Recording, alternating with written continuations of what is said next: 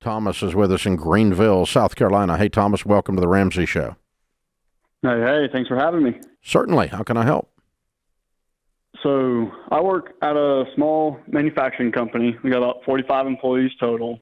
I've got a team of 7, and I'd love some insight on how to help my team see just the bigger picture of we're all in the company trying to get a single goal, not our department versus their department, and want to pitch in when we've got a slow period. Let's go help another department instead of having the, not my job syndrome. I'm not going over there.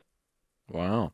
What is the singular vision? Can you describe it, how you would tell those 7 folks if I was sitting there watching you talk about it? In a nutshell, it's ship units, ship breakers. That's what we're trying to do. Is we're a startup. We've had about 3 years going, and we're still trying to just get in a rhythm of we need to get product out the door that's quality, that's on time, that meets customer spec, and that's our goal. How many times has this happened, this question you described, where a couple, or is it the whole team of 7 that are griping about pitching in and helping another team?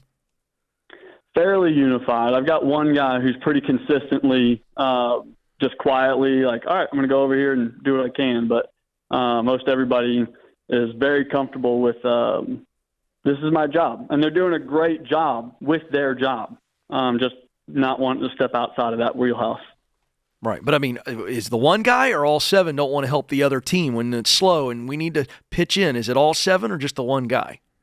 No. One guy's doing a great job of helping. The other 6. The other 6. Okay. I'm staying in my world. Well, welcome to leadership. What you got to figure out is what's driving that bad attitude. This is an attitude. It happens here at Ramsey Solutions all the time where we all say, hey, we're going to jump in and help. And it's about the big picture mission. If this helps them, it helps Ramsey. If it helps Ramsey, it helps me. It's we're a part of a much bigger picture. And so when someone's not bought into that, it is an attitude. And you have to figure out where is the attitude coming from. Is it selfishness, or is it that they don't feel valued? They don't feel like they're bought into the big picture. And I think that's where you got to start, Dave, to dive into that a little bit. Do you have control over hiring and firing them? Yeah. So you could hire new people into the position? I could, yeah. Okay. All right. Because you're probably going to fire at least one. Because you got somebody behind the scenes that's running an undercurrent on you and setting the tone faster. They're shoveling the poop in faster than you can shovel it out. And you don't know who that is yet, because right now you got a blanket 6. You got one good guy, 6 bad ones. All 6 of them aren't bad. 5 of them are followers. One of them's the dog. And he's probably going to get fired when you figure out who he is. It's probably the only way you're going to get this cleaned up. Because this is a disease that's contagious. It didn't just land in there randomly. It has spread, this attitude. And so, by the way, winning is also contagious. By the way, enthusiastic response to the outcome of the whole organization is contagious too. It's culture you're building inside the organization. And so the way we talk about it around here is we often say we. This is what we do. We, as a team, guys, we as a team, when there's a need over there, we're going to enthusiastically help. If you want to be a we, you're going to enthusiastically help, because that's what we do. You may not want to be a we. You may opt out. And if you don't, that you just let me know and we'll work that out. I'll help you get your severance package together. But we are going to do this. And because when we help the whole place makes more money. And when the whole place makes more money, we all have opportunity to be promoted. We all have opportunity to make more money because the place is making more money. When the place is barely struggling to get the dadgum product out the door because we're standing over here with our fingers in our ear, then we are harming ourselves because we're shaking up the stability of the whole place. You know, this money that gets paid in payroll doesn't come from freaking Santa Claus. It comes from the customers saying you did a good job. Profit is the applause your customers give you. And so when we need to get something done around here, it is for in our own personal, selfish best interest to make this place run as good as it can run, because that gives us the most upside. We get nothing but downside by sitting on our butts. So we are going to be fired up and wired up, and we are going to take the hill. We're going to push the ball over the line and score the freaking touchdown. That's what we are going to do. Now, it's up to you whether you want to be a we or not. I can't make you be a we. And Thomas, a lot of times when I'm doing a leadership conference, people will ask me how I motivate people. I don't motivate people. I hire motivated people, and I fire demotivated people.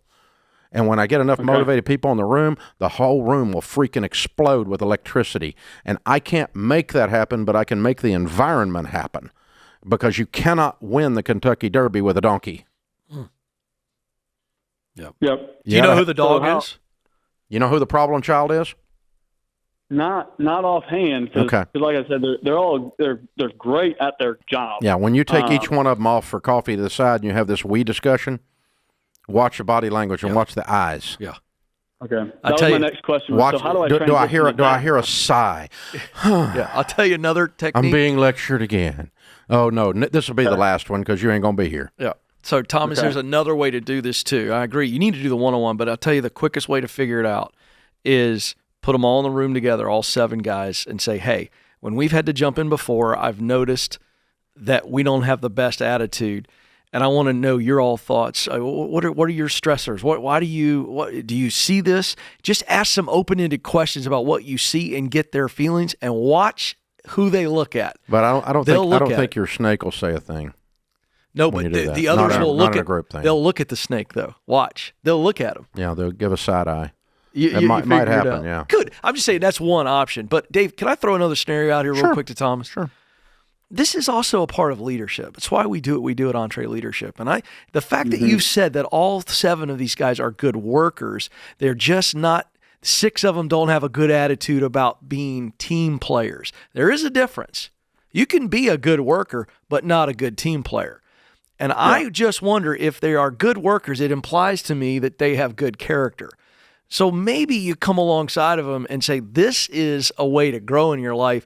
And here's why we do this. The talk that Dave just gave, that whole we talk, I think you're going to have to train some of them. If they've got good character and they work hard, it is plausible that they could be a good team player, but you're going to have to cast vision and show them specifically like Dave was laying out.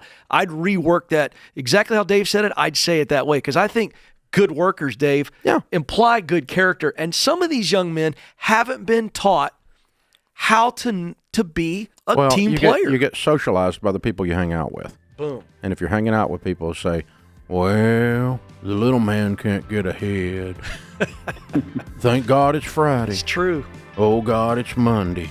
If that's who you hang out with, you're going to sound just like them in a month. So you need some new friends, really. If Eeyore is their spirit animal, they got to go. We got to move on to something else. Oh, it's bad. It's just awful. I don't know how we're going to make it. Jeez, I'm on. This is The Ramsey Show.